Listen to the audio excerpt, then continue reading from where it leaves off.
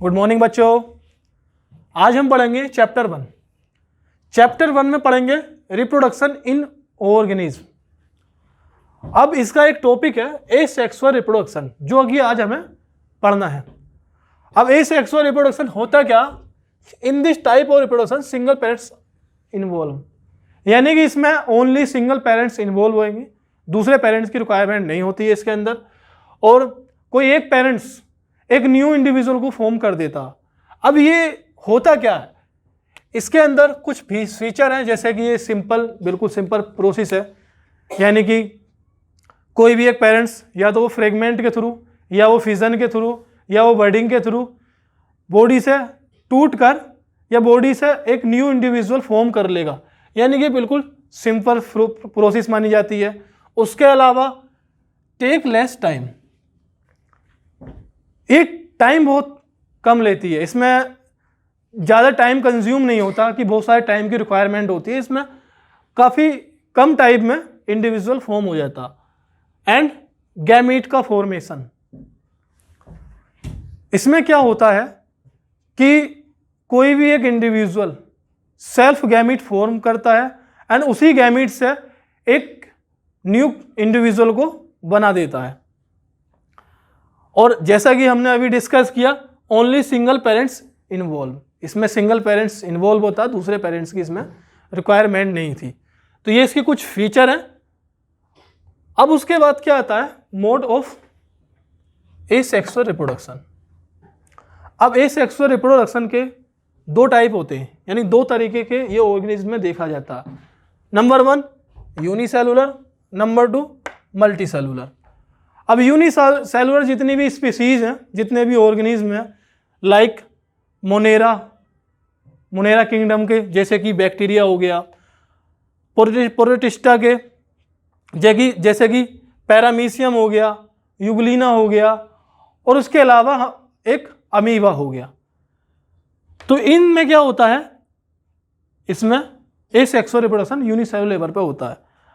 अब देखते हैं मल्टी सेलुलर। मल्टी सेलुलर में क्या आते हैं? लोअर से हायर ऑर्गेनिज्म जो आते हैं वो मल्टी सेलुलर में आते हैं, जैसे कि एल्गी, ब्रायोफाइट, और हायर ऑर्गेनिज्म जैसे कि जिम्नोस्पर्म हो गया, टेरिडोफाइट हो गया एंड एंजियोस्पर्म हो गया।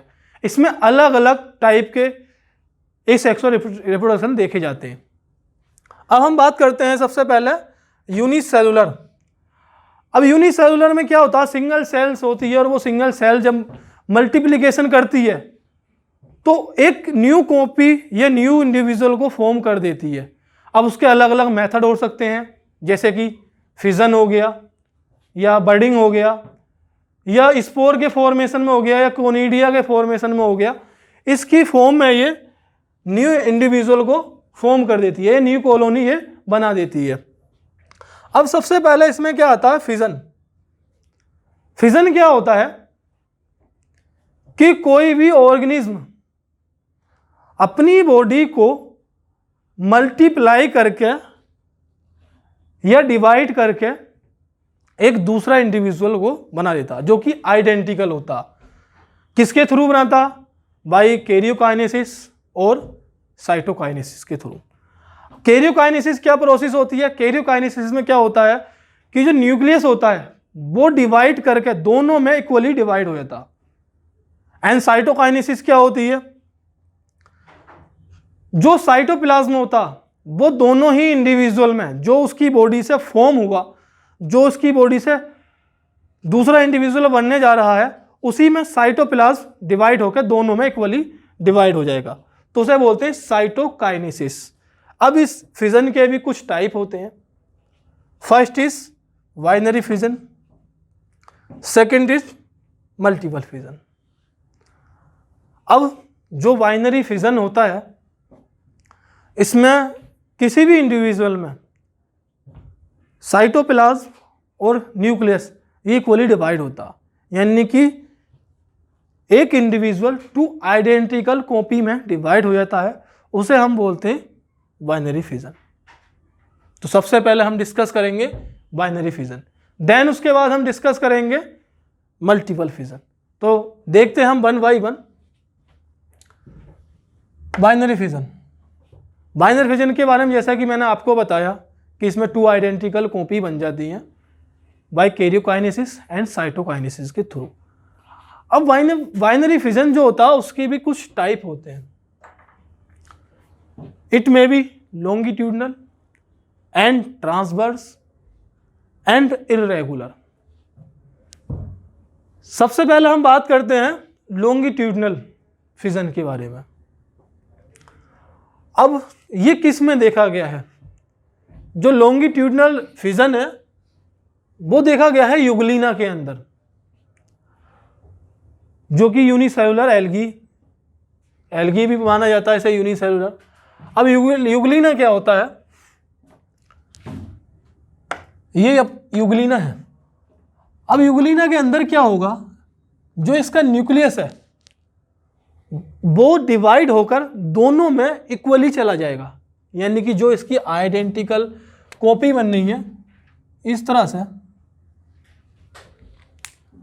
तो एक न्यूक्लियस इस वाले में रह गया एंड एक न्यूक्लियस डिवाइड होकर दूसरे को इंडिविजुअल में चला गया, यानी कि इसकी 2 सेम कॉपी बन जाएंगी, जैसे कि हम यहाँ पर देख सकते हैं। एक कॉपी ये बनी यूग्लिना की और दूसरी कॉपी यहाँ पर फॉर्म हो गई। तो इस तरह का जो फिजन होता है उसे हम बोलते हैं लॉन्गिट्यूडनल फिजन। एंड इसमें साइटोप्लाज्म का भी डुप्लीकेशन हो रहा है, यानी कि साइटोप्लाज्म इससे आपस में दोनों में इक्वली डिवाइड हो गया। उसके बाद हम देखते हैं ट्रांसवर्स फिजन। ट्रांसवर्स फिजन किस में देखा जाता है? ये देखा जाता है पैरामीशियम में, जो कि चप्पल की तरह चपटा होता है।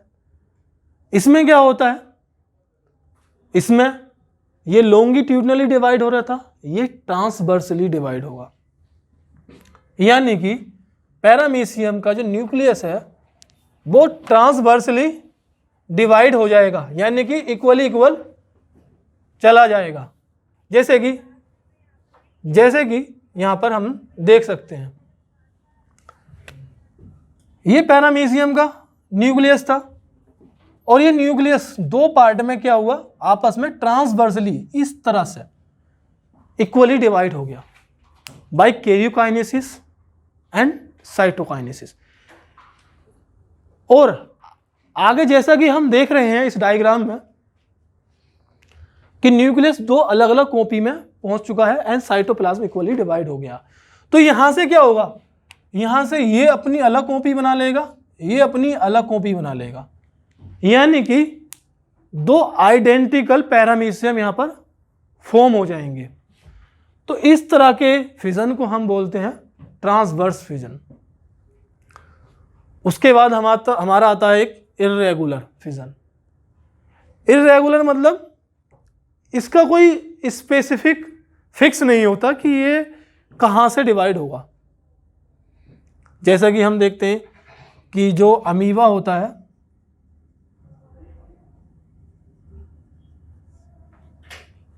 उसका कोई शेप फिक्स नहीं होता, वो इर्रेगुलर शेप में हमेशा होता।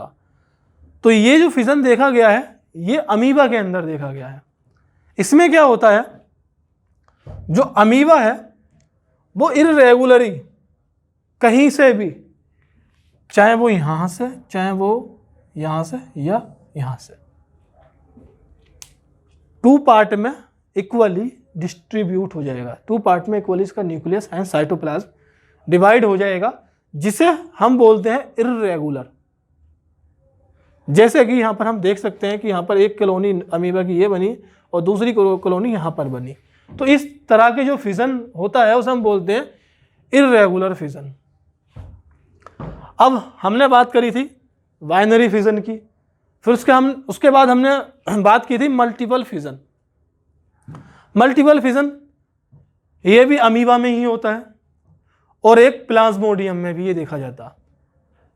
इसमें क्या होता है, इसमें न्यूक्लियस डिवाइड करता, ओनली न्यूक्लियस डिवाइड करेगा, साइटोप्लाज्म डिवाइड इसमें बिल्कुल नहीं करता, जिसे हम बोलते हैं कैरियोकाइनेसिस। यानी क्या होता है, इसमें अमीबा होता है जिसके अंदर साइटोप्लाज्म एंड न्यूक्लियस होता है। अब वो जब अनफेवरेबल कंडीशन आती है एनवायरनमेंट में, जब अनफेवरेबल कंडीशन आएगी, वो अपने चारों तरफ 3 लेयर फॉर्म कर लेगा, 3 प्रोटेक्टिव लेयर फॉर्म कर लेता, जैसा कि हम यहाँ पर देख पा रहे हैं, जिसे हम बोलते हैं एनसिस्टमेंट। और उसके बाद क्या होता है, इसमें जो इसका न्यूक्लियस है वो ओनली डिवाइड करता, इसका साइटोप्लाज्म इसमें डिवाइड बिल्कुल भी नहीं करता, जिसे हम बोलते हैं कैरियोकाइनेसिस। और जो यहाँ पर ये स्पोर फॉर्म होते हैं इसके अंदर, उसे बोलते हैं हम सीडोस्पोर।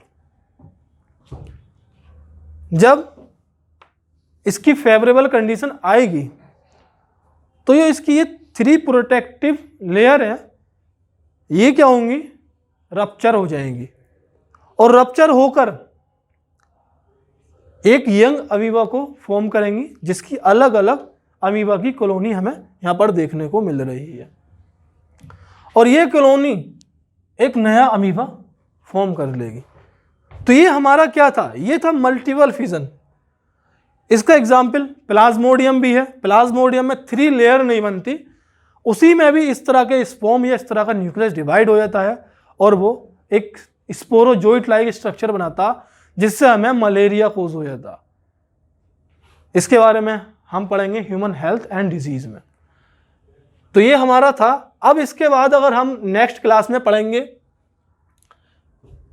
वर्डिंग के बारे में, वर्डिंग क्या होता उसके बारे में हम नेक्स्ट क्लास में जानेंगे। हम जानेंगे कि फ्रेगमेंटेशन से किस तरह से न्यू ऑर्गेनिज्म फॉर्म होता है।